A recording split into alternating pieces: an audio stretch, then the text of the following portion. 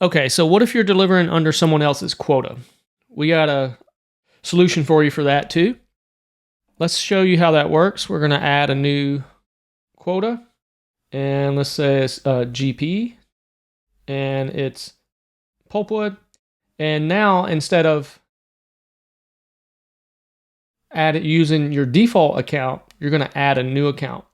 So let's call this supplier A, and you can add the account. So now supplier A account is selected. It's another weekly quota.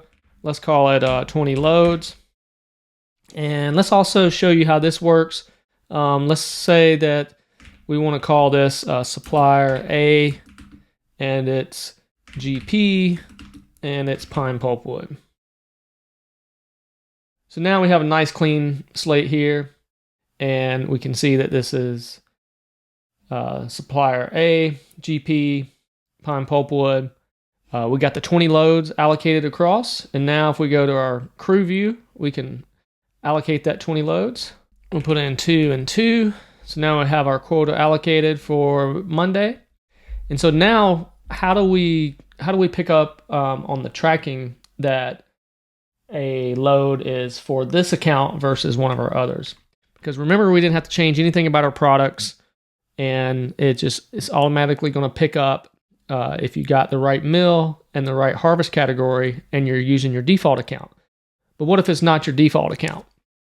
Now, if you're delivering under 2 different quotas for the same job, you're going to need to set up a different product, because you can't have one product that's delivering under 2 different quotas.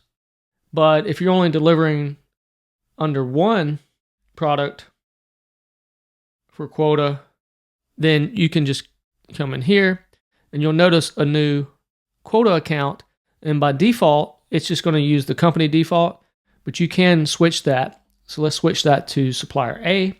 So let's see if we can see that happen. So let's go to our tracking for the day. And now notice that we have switched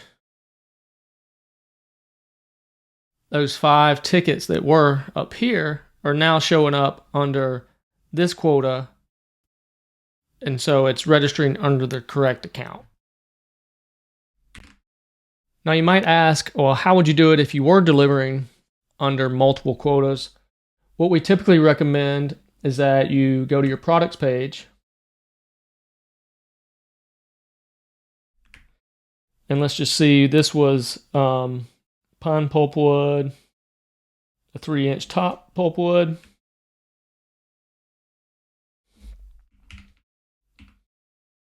There it is. And so we only have one version of this product, but we can make another version by copying it. And what we can do is we can edit this, and instead of copy, we can say supplier A. So now we have 2 versions of that product. And then if we go back to our job, I would copy this, and instead of using the PP, I would use PP supplier A. And now this has got supplier A. So now we have 2 separate products. They're clearly listed here. Oh, it's this one and this one. And now I'm going to go back and actually edit this because I want this back on my default account. So I'll delete this.